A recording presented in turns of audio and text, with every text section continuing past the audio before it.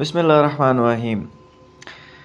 اچھا، برے، منافق، ظالم اور غیر مسلم جو لوگ ہوں گے ان کے ساتھ کیا ہوگا؟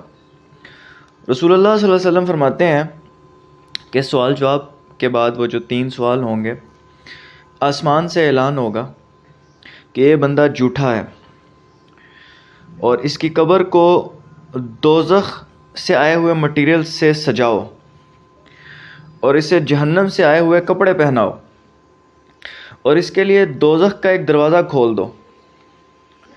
یعنی دنیا میں جو یہ قبر ہوگی اس کا ایک ڈائریکٹ کنیکشن ہوگا جو دوزخ کے ساتھ ہوگا۔ اور ہم نے لاسٹ ایپیسوڈ میں ذکر کیا کہ آج کل یہ امیجن کرنا کوئی مشکل نہیں ہے، اس کو اپنی کنٹینیوس جو جگہ ہے دوزخ میں وہ کنٹینیوسلی اس کو دکھائی جائے گی۔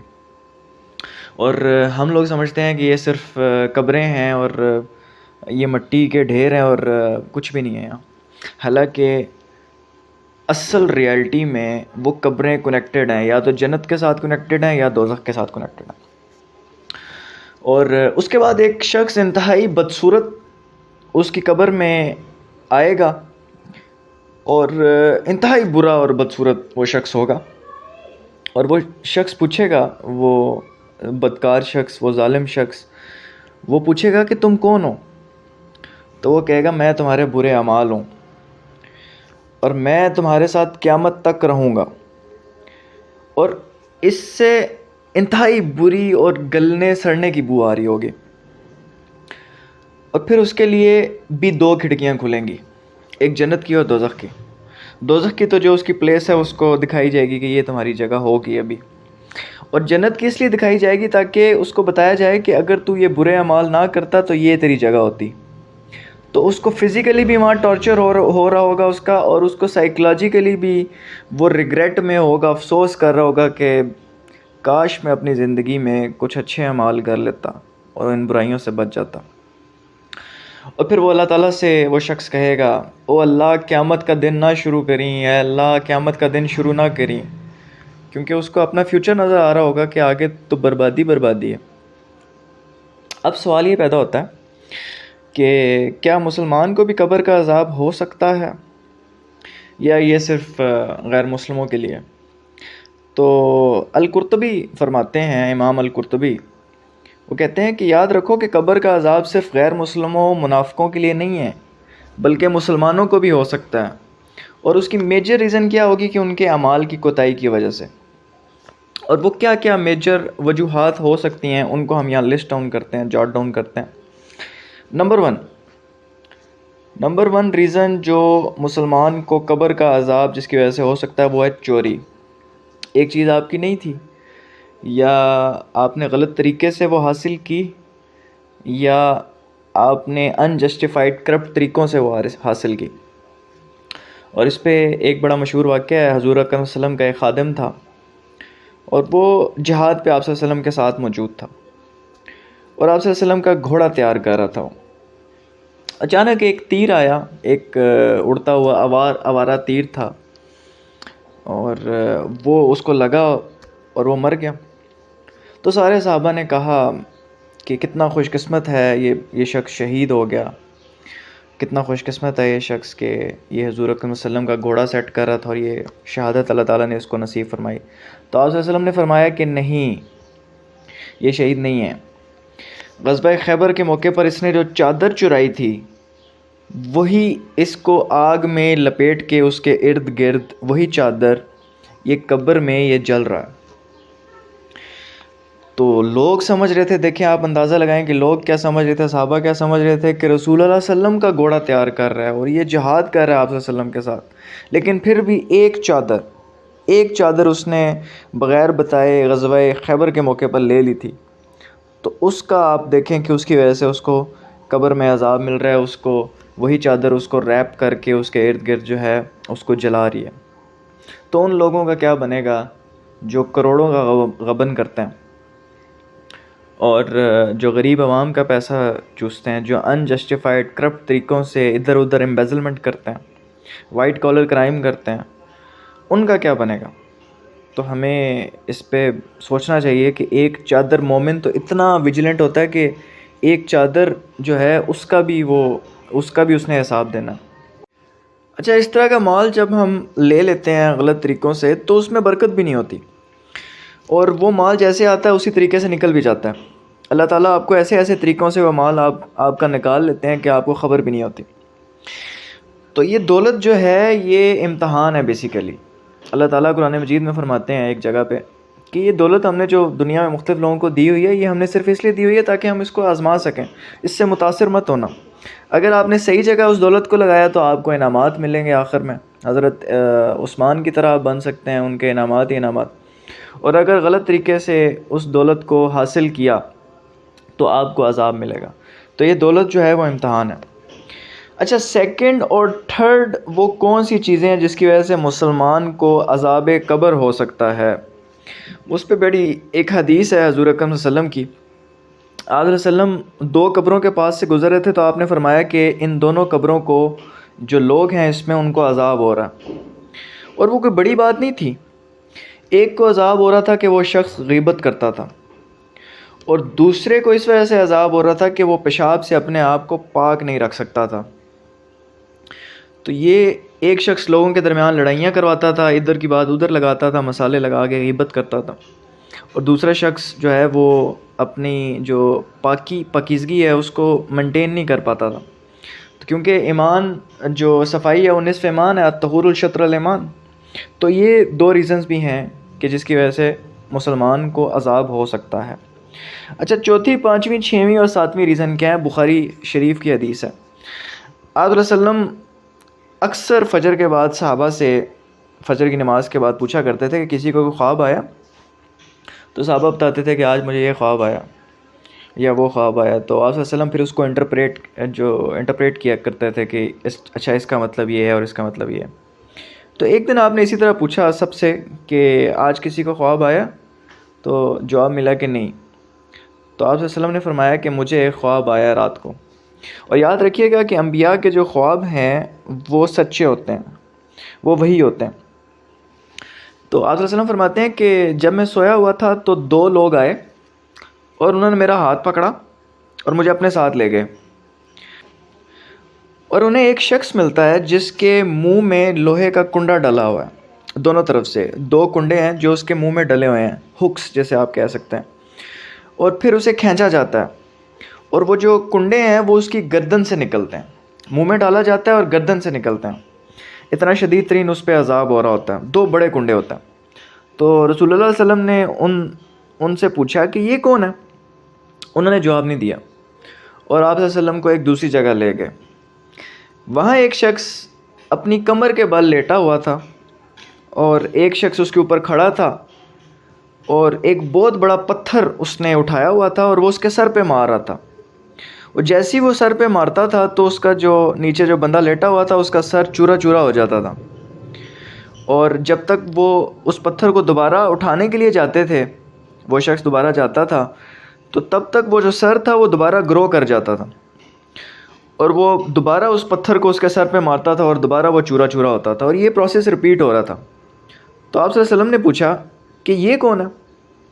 انہوں نے پھر جواب نہیں دیا، اور پھر آپ صلی اللہ علیہ وسلم ایک تندور کے پاس سے گزرے، اور وہ تندور ایک کون کی شکل میں تھا، جیسے ایک انورٹڈ کون ہوتی ہے، اوپر سے چھوٹی تنگ اور نیچے سے کھلی۔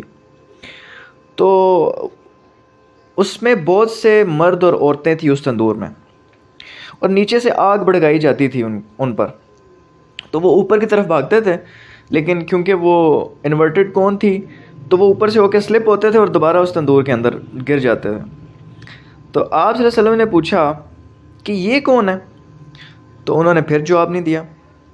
پھر آپ کو ایک اور جگہ لے گئے، اور آپ صلی اللہ علیہ وسلم نے ایک خون کا دریا دیکھا کہ ایک شخص ہے وہ خون کے دریا میں، اور وہ جیسے ہی کنارے پہ آنے کی کوشش کرتا ہے، دریا سے نکلنے کی کوشش کرتا ہے، تو ایک شخص باہر کنارے پہ کھڑا ہوا ہے، اس کے ہاتھ میں بڑا پتھر ہے، وہ اس کے منہ پہ مارتا ہے تاکہ وہ پھر اس کو اس خون کے جو دریا ہے اس میں دھکیل دیتا ہے۔ آپ صلی اللہ علیہ وسلم نے پوچھا کہ یہ کون ہے؟ تو آپ صلی اللہ علیہ وسلم کو پھر بھی جو ہے وہ جواب نہیں ملا، اور پھر آپ صلی اللہ علیہ وسلم فرماتے ہیں کہ آگے مجھے لے جاتے ہیں، اور ایک بڑا خوبصورت سرسبز و شاداب قسم کا باغ نظر آتا ہے، اور اس باغ کے درمیان ایک بہت بڑا سا درخت ہوتا ہے، اور اس درخت کے ساتھ ایک بوڑھا آدمی کھڑا ہوتا ہے اور اس کے ارد گرد بچے جو ہیں وہ اس کو سراؤنڈ کیے ہوتے ہیں، اور اس کے ساتھ ہی ایک اور دوسرا شخص ہوتا ہے جس کے دونوں ہاتھوں کے درمیان ایک آگ ہوتی ہے اور وہ اس کو اور بھڑکا رہا ہوتا ہے۔ اور پھر آپ صلی اللہ علیہ وسلم فرماتے ہیں کہ مجھے درخت کے اوپر لے گئے وہ لوگ، اور وہاں ایک کمرہ تھا، اور آپ صلی اللہ علیہ وسلم فرماتے ہیں کہ میں نے آج تک اس سے خوبصورت کمرہ نہیں دیکھا، اور اس کمرے میں بوڑھے جوان مرد تھے، بوڑھی جوان خواتین تھی، بچے تھے۔ پھر آپ صلی اللہ علیہ وسلم فرماتے ہیں کہ مجھے اس کمرے کے اوپر ایک اور کمرہ تھا، مجھے وہاں لے کے جایا گیا، اور آپ صلی اللہ علیہ وسلم فرماتے ہیں کہ یہ کمرہ اس سے بھی زیادہ خوبصورت تھا، اور اس میں بوڑھے اور جوان مرد تھے۔ تو آپ صلی اللہ علیہ وسلم نے پوچھا کہ میں نے ان سے کہا کہ یہ کیا ہے، یہ کیا ماجرا ہے؟ تو پھر انہوں نے ساری سٹوری بتائی۔ تو انہوں نے کہا کہ جس شخص کے گلے میں 2 کنڈے تھے اور وہ اس کی گردن سے نکالے جاتے تھے، وہ شخص جھوٹ بولتا تھا، اور اس کا جھوٹ ساری دنیا میں پھیل جاتا تھا، تو قیامت تک اس کی یہ سزا ہے کہ وہ کنڈے اس کے منہ میں ڈالے جاتے ہیں اور گردن سے نکالے جاتے ہیں، اس کی وہ جھوٹ بولنے کی عادت کی وجہ سے۔ اور ہم امیجن آج کر سکتے ہیں کہ ایک جھوٹ ساری دنیا میں کیسے پھیل سکتا ہے، سوشل میڈیا کے تھرو، میڈیا کے تھرو کوئی جھوٹ بولتا ہے اور وہ ساری دنیا میں پھیل جاتا ہے۔ اور یہ ایسا ہی ہے کہ جیسے آپ نے سوئی کے جو سوراخ ہوتا ہے اس میں سے آپ نے اونٹ کو واپس لے کے آنا ہے، کیونکہ جھوٹ ایک دفعہ جب نکل جاتا ہے تو وہ الفاظ وہ واپس نہیں آتے، وہ تو پھیل جاتا ہے۔ تو یہ جھوٹ بولنے والے کی سزا ہے۔ تو ابن مسعود رضی اللہ تعالی عنہ فرماتے ہیں کہ رسول اللہ صلی اللہ علیہ وسلم نے فرمایا کہ جھوٹ برائی تک لے جاتا ہے اور برائی دوزخ تک لے جاتی ہے، اور انسان جھوٹ بولتا رہتا ہے یہاں تک کہ اللہ تعالیٰ اس کو لکھ دیتے ہیں کہ یہ شخص جھوٹا ہے، اس کا پھر چیپٹر کلوز ہو جاتا ہے، پھر اس کو کلین چٹ نہیں ملے گی، کیونکہ اللہ تعالیٰ نے سرٹیفائی اس کو کر دیا۔ اور پھر ان لوگوں نے فرمایا کہ اور وہ شخص جو لیٹا ہوا تھا اور اس کے اوپر ایک جو شخص تھا پتھر لے کے کھڑا ہو رہا تھا، اور وہ جو اس کے سر پہ پتھر مارتا تھا اور وہ پھر ری گرو کرتا تھا اور پھر وہ پتھر مارتا تھا بھاری، تو یہ وہ شخص تھا جس نے قرآن سیکھا اور پھر اس نے دن بھر اس پر عمل نہیں کیا اور رات کو اس کی تلاوت نہیں کی۔ یعنی وہ قرآن، یا تو وہ قرآن کا حافظ تھا یا وہ قرآن کا عالم تھا، قرآن کا علم اس کے سینے میں موجود تھا، لیکن اس کی لائف ریفلیکٹ نہیں کرتی تھی قرآن کو، اور اس کے جو اعمال تھے اس میں اسلام نظر نہیں آتا تھا، تو اس کی سزا اس کو یہ دی جاتی تھی کہ اس کے سر پر پتھر مارا جاتا تھا بھاری، اور جیسے ہی وہ چورا چورا ہوتا اتنی دیر میں دوبارہ ری گرو کیا جاتا اور دوبارہ اس کو پتھر مارا جاتا۔ تو اتنی سخت سزا ایسے شخص کو دی جاتی ہے۔ اور پھر انہوں نے بتایا کہ اور وہ لوگ جو تندور کے اندر تھے، وہ جو مرد اور عورت تھے وہ زانی تھے، وہ زنا کیا کرتے تھے، تو قیامت تک ان کی یہ سزا ہے۔ اور وہ شخص جو خون کے دریا میں تھا اور جس کو پتھر مار کے دوبارہ خون کے دریا میں بھیج دیا جاتا تھا، اور قیامت تک وہ اسی طرح رہے گا، یہ شخص سودی معاملات کرتا تھا، یہ شخص سود یا تو لیتا تھا یا دیتا تھا۔ اور یاد رکھیے گا کہ سود کا فائدہ نہ اس دنیا میں ہے نہ آخرت میں ہے، بلکہ اس کو قبر کا بھی عذاب ہوگا، آخرت میں بھی عذاب ہوگا، اور قیامت والے دن بھی رسوائی ہوگی۔ کیونکہ اللہ تعالیٰ قرآن مجید میں فرماتے ہیں کہ دنیا کا معاملہ یہ ہوتا ہے کہ اللہ تعالیٰ سود کو مٹاتا ہے دنیا میں بھی اور آخرت میں بھی، اور اللہ تعالیٰ صدقے کو بڑھاتا ہے، یہ قرآن کی آیت ہے۔ اور ابن عباس رضی اللہ تعالیٰ عنہ فرماتے ہیں کہ جب یہ لوگ قبروں سے نکلیں گے، یہ سودی کاروبار کرنے، سودی معاملات کرنے والے لوگ، تو قیامت والے دن ان کو ہتھیار دیے جائیں گے باقاعدہ کہ اللہ اور رسول سے جا کے لڑو۔ امیجن کریں کہ اس دن تو گنہگار بھی سر تسلیم خم کر دیں گے، کیونکہ ریالٹی ان کے سامنے آ جائے گی، اور وہ جو غفلت کا جو پردہ تھا وہ تو چاک ہو جائے گا۔ تو اس دن ان کو ہتھیار پکڑائے جائیں گے کہ لڑو اللہ اور رسول سے، کیونکہ قرآن مجید میں اللہ تعالیٰ فرماتے ہیں نا کہ سود اللہ اور رسول صلی اللہ علیہ وسلم کے خلاف جنگ ہے، یہ اتنا سیریس ایشو ہے، یہ اتنا بڑا گناہ ہے، اور اللہ نے صرف 2 لوگوں کے سوا کسی سے جنگ کا اعلان نہیں کیا۔ نمبر 1، جو ولی اللہ سے لڑتے ہیں، اللہ کے جو اولیاء ہوتے ہیں ان سے لڑتے ہیں، تو اللہ تعالیٰ نے ان کے خلاف اعلان جنگ کیا۔ نمبر 2 جو سودی معاملات کرتے ہیں. تو یہ بات ہمیں ذہن میں رکھنی چاہیے کہ یہ کتنا بڑا گناہ ہے.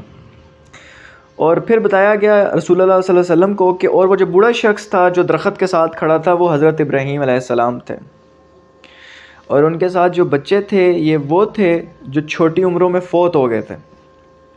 تو اللہ تعالیٰ نے ان کو حضرت ابراہیم کے ساتھ جو ہے نا کنیکٹ کر دیا، اور جنت میں ان کو وہ سارے کنیکٹڈ ہیں.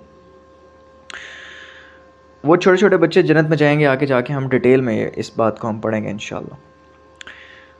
اور وہ شخص جس کے دونوں ہاتھوں کے درمیان آگ تھی وہ جہنم کا داروغہ المالک تھا، اور وہ جنت کا جو جہنم ہے اس کا گارڈین فرشتہ جو ہے المالک ہے.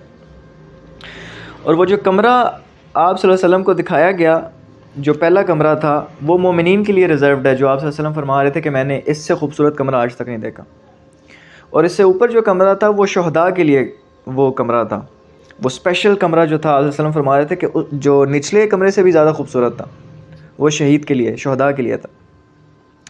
پھر انہوں نے کہا کہ اوپر دیکھیں، تو آپ صلی اللہ علیہ وسلم نے اوپر دیکھا تو انہوں نے کہا کہ میں جبرائیل ہوں اور یہ میکائیل ہے میرے ساتھ. اور پھر انہوں نے کہا کہ آپ تھوڑا اور اوپر دیکھیں، تو آپ صلی اللہ علیہ وسلم فرماتے ہیں کہ مجھے بادل کی طرح کی ایک دور ایک چیز نظر آئی، تو فرمایا گیا کہ یہ آپ کا گھر ہے. تو رسول اللہ صلی اللہ علیہ وسلم نے فرمایا کہ مجھے دیکھنے دو اپنا گھر. تو حضرت جبرائیل نے فرمایا کہ نہیں، ابھی نہیں، ابھی آپ کا دنیا میں کچھ وقت ہے، لیکن آپ کا اتنا ریوارڈ ہے کہ اللہ تعالیٰ نے سب سے اوپر مومنین کو جنت، پھر اس کے اوپر شہداء کی، اور سب سے ٹاپ پر جو ہوگی جنت وہ آپ صلی اللہ علیہ وسلم کے لیے آپ کو جنت دی جائے گی. تو یہ آپ کے ریوارڈز ہیں. تو جنت کے مختلف لیولز ہوں گے، یہ انشاءاللہ ہم ڈیٹیل میں آ کے وہ پڑھیں گے آگے. اچھا، کچھ اور ایسی چیزیں ہیں جن کی وجہ سے آپ کو قبر میں عذاب ہو سکتا ہے. وہ کیا ہے؟ ان میں سے ایک یہ ہے کہ آپ کے ذمہ کسی کا قرض ادا کرنا ہو. تو حدیث ہے رسول اللہ صلی اللہ علیہ وسلم نے ایک صحابی کو فرمایا کہ جاؤ اپنے بھائی کا قرض ادا کرو، اس قرض کی وجہ سے جنت اور تمہارے بھائی میں ڈفرنس آیا ہوا ہے، جنت تک تمہارا بھائی جا نہیں پا رہا، اپنے بھائی کا قرض ادا کرو. تو یہ قرض ادا کرنا اتنا امپورٹنٹ ہے کہ اس کی وجہ سے آپ جنت تک پہنچ نہیں پاتے تب تک جب تک آپ کا وہ قرض ادا نہ ہو. اور ایک اور وجہ جس کی وجہ سے جو انسان فوت ہو جاتا ہے اس کو تکلیف پہنچتی ہے، وہ ہے میت کے اہل و عیال کے رونے دھونے کی وجہ سے. اور جب اونچا اس پہ بین کیا جاتا ہے یا اونچی آواز میں رویا جاتا ہے، تو اس کے بارے میں واقعہ ہے کہ حضرت عمر رضی اللہ تعالیٰ عنہ جب موت کے قریب تھے اور وہ زخموں کی تکلیف بہت زیادہ شدید ہو چکی تھی، تو حضرت صہیب رومی آئے، وہ آپ سے ملاقات ہوئی، تو آپ کی حالت دیکھ کر آپ رونا شروع کر دیے کہ امیر المومنین اتنی تکلیف میں. تو حضرت عمر نے آپ کو منع کر دیا. آپ نے فرمایا کہ فوت شدہ انسان کو تکلیف پہنچتی ہے جب اس کے اہل و عیال روتے ہیں. تو حضرت عمر نہیں چاہتے تھے کہ وہ ان کے مرگ بستر پہ لوگ جو ہیں وہ روئیں. آنسوؤں کا گرنا دیکھیں یہاں وہ نیچرل ہے. حضور اکرم صلی اللہ علیہ وسلم بھی، آپ صلی اللہ علیہ وسلم کے بھی آنسو گرتے تھے، اور آپ جو اپنے بیٹے حضرت ابراہیم علیہ السلام کی وفات پر آپ بھی رو پڑے تھے. تو وہ نیچرل ہے، اس کی بات نہیں. یہ ہے کہ پیٹنا، اونچا رونا، بین کرنا، تو یہ بیسیکلی شو کرتا ہے کہ آپ میں صبر نہیں ہے، اور اللہ تعالیٰ بے صبروں کو پسند نہیں کرتا. اللہ تعالیٰ قرآن مجید میں صبر کرنے والوں کی بے تحاشا اللہ تعالیٰ نے بتایا کہ اللہ تعالیٰ صبر کرنے والوں کے ساتھ ہیں، ان کو پسند کرتے ہیں. اچھا، اب ہم ذکر کرتے ہیں کہ وہ کون سی چیزیں ہیں جو عذاب قبر سے آپ کو بچا سکتی ہیں. تو اس میں نمبر 1 آپ کے نیک اعمال ہیں، اچھے اعمال، وہ آپ کو عذاب قبر سے بچا سکتے ہیں. حدیث مبارک ہے رسول اللہ صلی اللہ علیہ وسلم نے فرمایا کہ جب بندہ فوت ہوتا ہے تو اور اس کے اہل و عیال سارے ایک ایک کر کے چلے جاتے ہیں اس کو قبر میں دفنا کے، تو اس شخص کو ان کے قدموں کی آواز آ رہی ہوتی ہے، وہ ان کو سن پاتا ہے. سارے چلے جاتے ہیں لیکن پھر اس کے اچھے اعمال اس کے ارد گرد آ جاتے ہیں.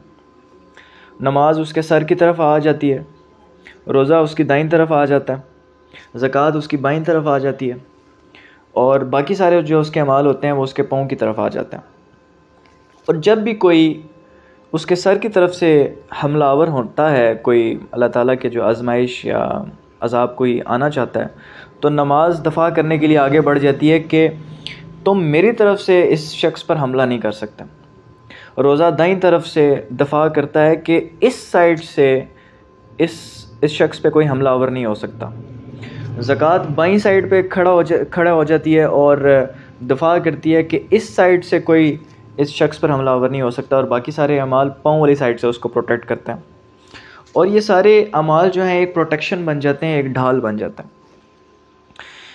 اور وہ اس شخص کو ہر طرف سے جو عذاب قبر کی جو کوئی بھی امکان ہوتا ہے تو اس سے اس کو پروٹیکٹ کیا جاتا ہے. اچھا، دوسری کیا ریزن ہے جس کی وجہ سے آپ عذاب قبر سے بچ سکتے ہیں؟ وہ ہے اللہ سے عذاب قبر کی پناہ مانگتے رہنا.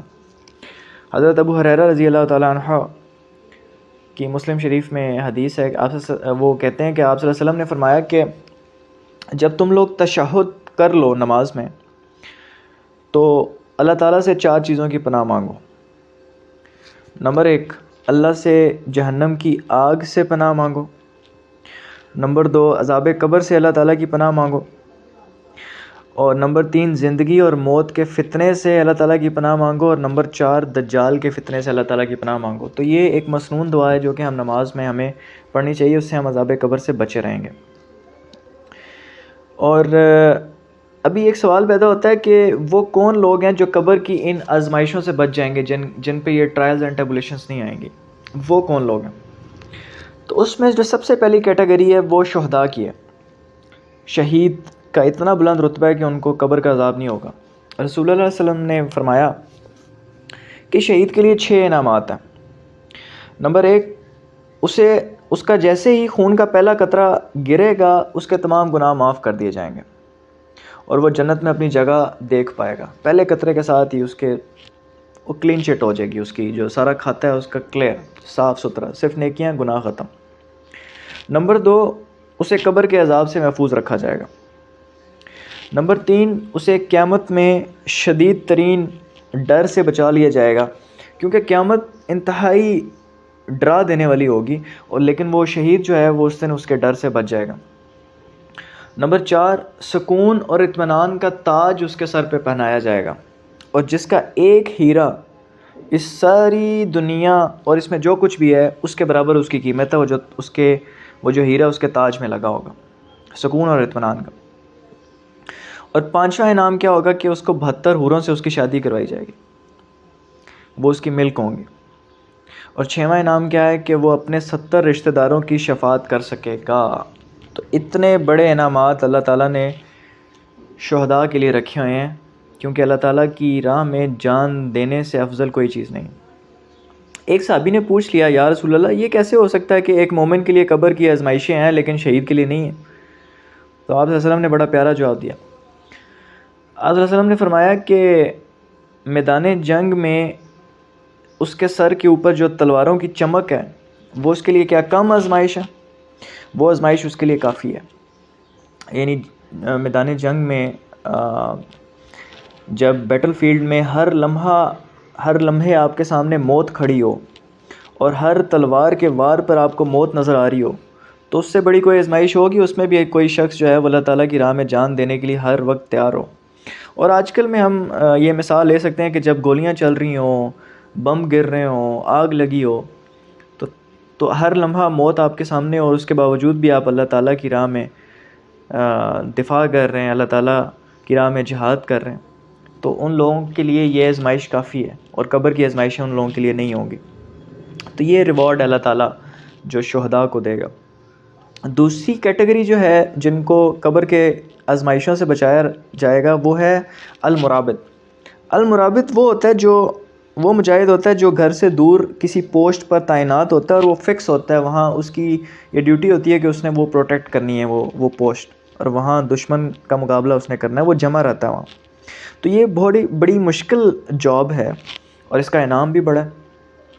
رسول اللہ صلی اللہ علیہ وسلم نے فرمایا کہ ہر کسی کے اعمال اس کی موت کے ساتھ روک دیے جاتے ہیں، لیکن المرابط کے اعمال اللہ تعالیٰ قیامت تک بڑھاتا رہتا ہے. اس کے جو گڈ ڈیڈز ہیں وہ لکھے جاتے رہتے ہیں، اور اسے قبر کے عذاب سے بھی بچا لیا جائے گا. اور تیسری کیٹیگری حسن حدیث ہے کہ جو شخص جمعے والے دن فوت ہوگا تو اسے بھی اللہ تعالیٰ عذاب قبر سے بچا لیں گے انشاءاللہ. نیکسٹ ایپیسوڈ بڑی انٹرسٹنگ ہے. اس میں ہم قیامت کا ذکر کریں گے کہ قیامت کیسے اچانک آ جائے گی اور اس کا کیا احوال ہوگا. تو اس کے بارے میں ہم ڈیٹیل پڑھیں گے. السلام علیکم ورحمۃ اللہ وبرکاتہ.